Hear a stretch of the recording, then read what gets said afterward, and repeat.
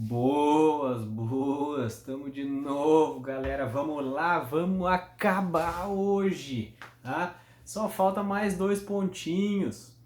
Forças Armadas e Segurança Pública. Nesse episódio nós vamos falar de Forças Armadas.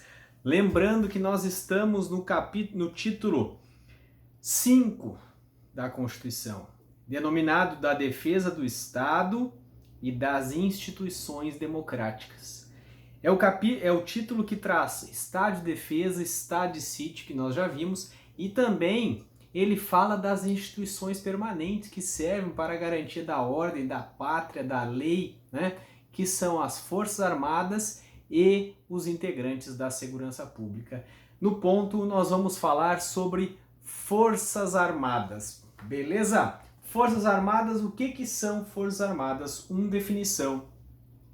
É o resultado da reunião das instituições nacionais permanentes e regulares, que tem por finalidade defender a pátria brasileira, a lei e a ordem e os poderes, né?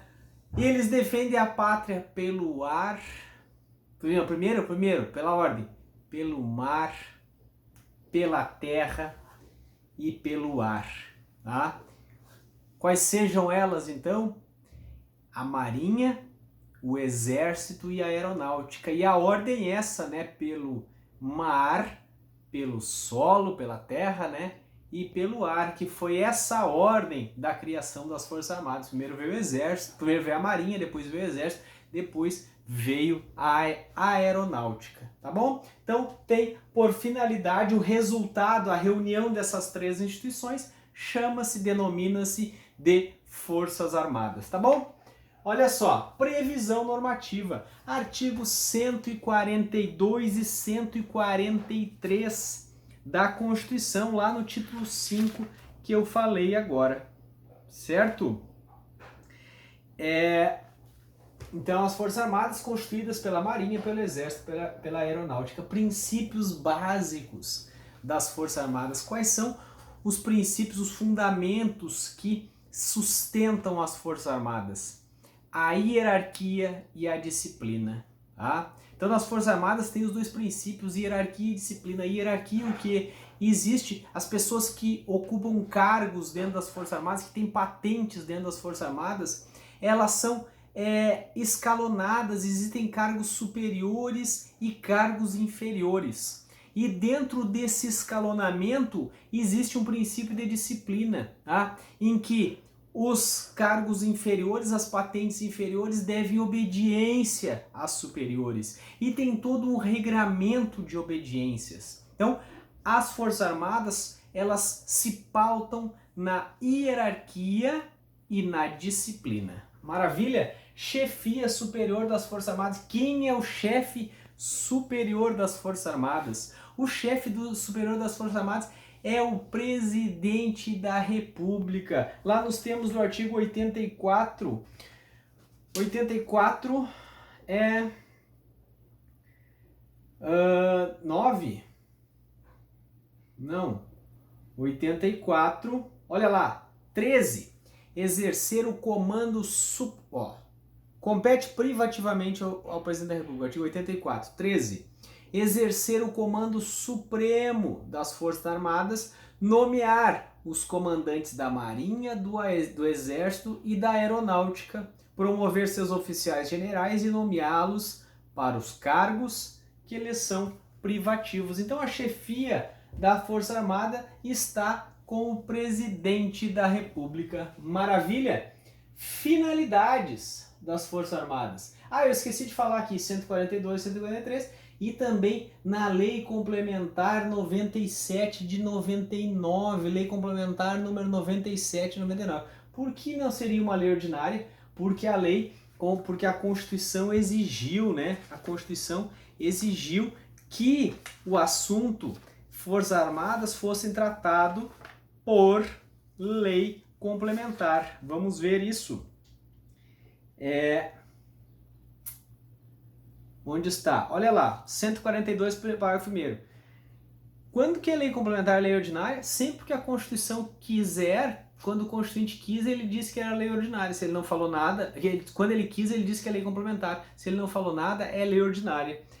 142, parágrafo 1º. Lei complementar estabelecerá as normas gerais a serem adotadas na organização, no preparo e no emprego das Forças Armadas. E a lei complementar que trata do emprego das Forças Armadas é a lei complementar 97 de 99, tá? E existe toda uma polêmica do emprego das Forças Armadas, mas por que, né, que existe essa polêmica? Principalmente do emprego das Forças Armadas com os civis aqui dentro do território nacional, para não combater ninguém, né? Mas para, por exemplo, para auxiliar na segurança pública. Por quê? Porque as Forças Armadas, os integrantes recebem um treinamento para combate de inimigo, né?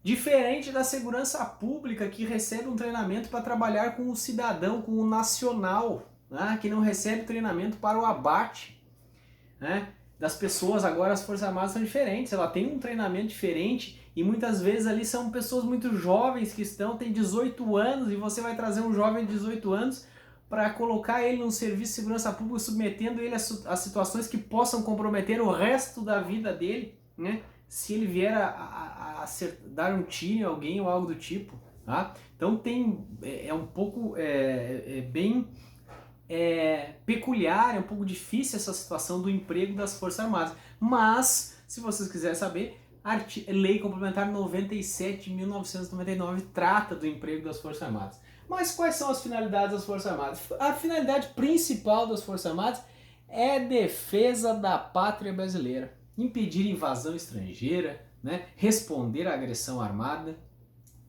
manter o território nacional, certo?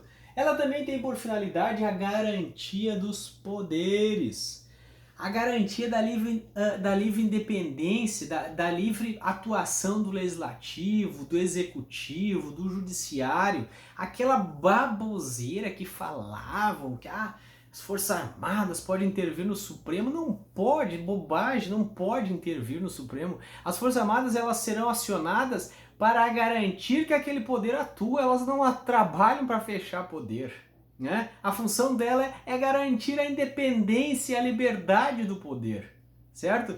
Agora, mas um poder judiciário o STF acaba intervindo muito no executivo, mas existem razões, né, para que promova essa intervenção não, para que anule atos, né, suspenda atos. Isso é tudo pautado na lei, tá? Agora, não cabe às Forças Armadas intervir na livre atuação do Poder Judiciário, não, pelo contrário, elas seriam chamadas para intervir para possibilitar, para franquear que esse poder atua, decida livremente, tá bom? Então as Forças Armadas, garantia dos poderes. Depois, garantia da lei e da ordem. Garantia da lei e da ordem. Garantia do cumprimento da legislação. Garantia da ordem nacional, da ordem democrática. Garantia da paz social. Aí ela pode vir a ser chamada. Garantia, aqui dentro da garantia da lei e da ordem, pode ser chamada para auxiliar a segurança pública, que nós vamos ver dos estados. Existe uma falência dos órgãos de segurança pública, imagine, da Polícia Militar, Polícia Civil, Corpo de Bombeiros Militares não estão mais conseguindo exercer suas funções, está um caos em certo estado. As Forças Armadas podem vir a atuar nesses estados, tá? Mas para que elas atuem nos estados, para auxiliar na segurança pública, na garantia da lei, na garantia da ordem daquele estado, o governador do estado vai ter que formalmente declarar que os seus instrumentos ali, as suas instituições de segurança pública não conseguem mais resolver o problema, e ele tem que fazer um pedido para o presidente da República, porque somente o presidente da República pode empregar, acionar, destravar as Forças Armadas, somente por determinação do presidente da República, tá? Para essas funções de garantia da lei e da ordem, garantia dos poderes, defesa da pátria. Então, porque ele é o chefe superior das Forças Armadas, tá bom? Então, podem as Forças Armadas contribuir na segurança pública de alguns estados, sem problema. Pode, desde que o Estado diga que não consiga mais conter ali, não consiga mais garantir a ordem pública, tá? E a segurança e as Forças Armadas, elas estão aí também, como a gente fala, garantia da lei, ela está também para garantir a Constituição, né? Garantia da Constituição. Isso, garantia da Constituição. É que eu estou pensando aqui, ó.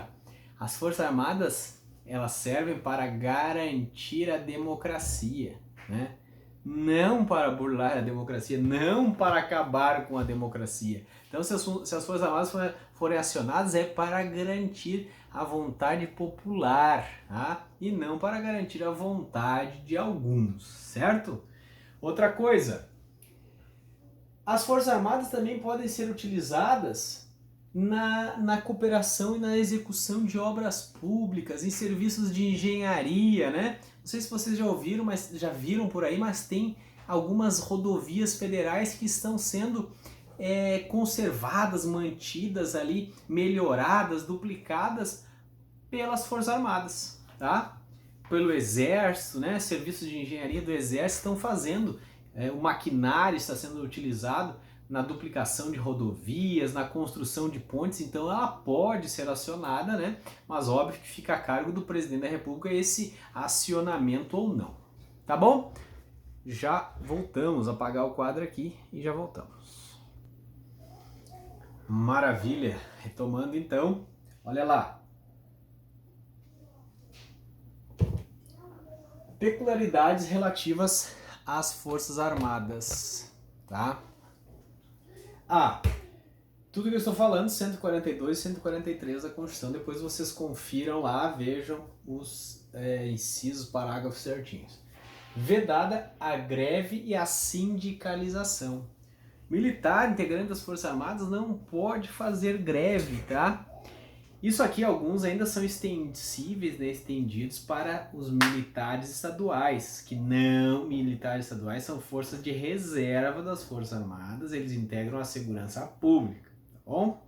Estamos falando dos militares das Forças Armadas, que são a Marinha, o Exército e a Aeronáutica. É vedada a greve e a sindicalização, tá? Não pode fazer greve, é uma coisa óbvia. Como que o militar vai fazer greve? Daqui a um pouco tem um ataque, tem uma coisa, nós estamos em greve, não podemos fazer a defesa, né? É preciso um emprego para garantia de um poder, para garantia da ordem em algum lugar, não estamos de greve. Né? A mesma coisa deve ser extensível, né, à segurança pública, tá? Outro detalhe, sindicalização, não pode se filiar a sindicatos, né? E também não, ali depois tem também filiação partidária, não pode a sindicato, por quê? Porque o militar das Forças Armadas não pode ser sindicalista, ele não pode ficar participando de movimentos de sindicatos e tudo mais, não, ele precisa estar de prontidão, ele precisa fazer treinamento para a defesa do país, tá? Treinar para uma guerra que esperamos, né, ir para um ataque que nunca tenha, mas é isso, né? Seguro sabe que morre de velho. É para isso que serve. Então, vedada a greve e a sindicalização. Vedação à filiação partidária, ele não pode se filiar a partido político. Por quê? Porque militar não tem que estar na política, tem que estar no Exército, na Marinha e na Aeronáutica, ele não tem que estar envolvido com isso, mas a gente sabe que se envolvem, né? E daí você vai me perguntar, mas como que militar não pode ter filiação partidária se a gente vê vários militares aí concorrendo a eleições e com mandatos políticos em curso? Ora, o que acontece? O militar, se ele for alistável, ele pode se candidatar a ocupar um cargo político. Qual militar não é alistável? Os conscritos durante o alistamento militar obrigatório, ou seja, o cara lá, o gurizão de 18 anos que presta serviço militar obrigatório, naquele período ele é inalistável, ele não vai nem se alistar como eleitor e nem concorrer a nada, não pode, tá? Agora, passada essa fase, ele é militar e ele não está naquele período de serviço militar obrigatório, ele vai, qualquer pessoa que esteja no serviço militar obrigatório é inalistável, tá bom? Então, Se o militar não está em serviço militar obrigatório, ele está ocupando um cargo normal, né, dele, ordinário que ele ocupa, ele pode concorrer a um cargo político, a um cargo eletivo, tá bom? Só que ele faz isso sem uma filiação partidária. Ele concorre apenas apoiado em um partido, algum partido encampa a candidatura dele, né? Aceita lá um registro dele, mas ele não faz uma filiação. Aí sim, se ele for eleito, e daí ele vai ser afastado, né, das Forças Armadas, lá no 14, parágrafo 8º. Ele será... O que acontece? 14, parágrafo 8º. Olha lá. O militar, 14, parágrafo 8º. O militar alistável é elegível, atendidas as seguintes condições. Se contar com menos de 10 anos de serviço, deverá afastar-se da atividade. Então, ele foi eleito, tá? Ele tinha menos de 10 anos, não estava em serviço militar obrigatório, ou seja, ele era alistável, ele se elegeu, ele tinha menos de 10 anos. Ele será afastado da atividade, né? Ele vai deixar de ser militar. Agora, se contar com mais de 10 anos, será agregado pela autoridade superior e, se eleito, passará automaticamente no ato da diplomação para a inatividade, tá? Mas ele vai continuar como sendo integrante das Forças Armadas, só que ele vai para uma inatividade, meio que uma aposentadoria, né? Tá bom? Olha lá. Vedação ao habeas corpus nas prisões disciplinares militares. Não cabe habeas corpus contra prisão disciplinar militar. Como assim não cabe habeas corpus? Estudo do 142 da Constituição. Não cabe habeas corpus por quê? Porque imagine toda vez que um militar incorrer em falta de hierarquia e descumprimento de disciplina, ou seja, ele for indisciplinado, tá? Ele está sujeito a prisões em razão da indisciplina. Imagine toda vez que ele fosse preso, ele recorresse ao Poder Judiciário reclamando dessa prisão, tá? Não ia, a disciplina não ia se conseguir manter a disciplina esperada, né? Como que as Forças Armadas conseguiriam manter a hierarquia e disciplina se toda vez que um militar fosse indisciplinado e sobre ele recaísse alguma sanção, ele recorresse ao Poder Judiciário? Então, a Constituição vedou o HC contra prisões disciplinares militares. Mas, né, chegou no Poder Judiciário essa questão, algum reclame disse, e o Supremo Tribunal Federal acabou dizendo o seguinte: não cabe quanto ao mérito das prisões, o porquê está preso, né? Não vai se analisar o porquê, o mérito da prisão, mas vai se analisar as formalidades da prisão. Por exemplo, se quem determinou a prisão poderia o fazer. Se ele está preso, tem lá, a depender do tipo da falta dele, tem 30 dias de prisão, 3 dias de prisão. Imagine lá que era 30 dias e ele está a 60 dias, daí já a prisão se tornou ilegal, tá? Mas, então, não cabe habeas corpus. A regra é a seguinte: é vedado habeas corpus para discutir prisões disciplinares militares. Mas tem essa exceção, essa vírgula, né, que o Supremo Tribunal Federal disse que ela é cabível para verificar a legalidade, a formalidade da prisão, tá bom? Mais uma aqui, serviço militar obrigatório. Quem é que presta serviço militar obrigatório? Está lá no artigo 143 da Constituição, serviço militar obrigatório. O serviço militar obrigatório é obrigatório nos termos da lei, né? Olha só, nos termos da lei, mas a gente sabe que a pessoa ali, quando faz o homem, quando faz 18 anos, ele tem que prestar, né, um serviço militar obrigatório. Tem outros casos também, mas aos 18 anos ali ele deverá se alistar, né, para se alistar nas Forças Armadas, para cumprir esse serviço militar obrigatório, se alistar no Exército, tá bom? E a pergunta aqui, isso aqui todo mundo já sabe, né?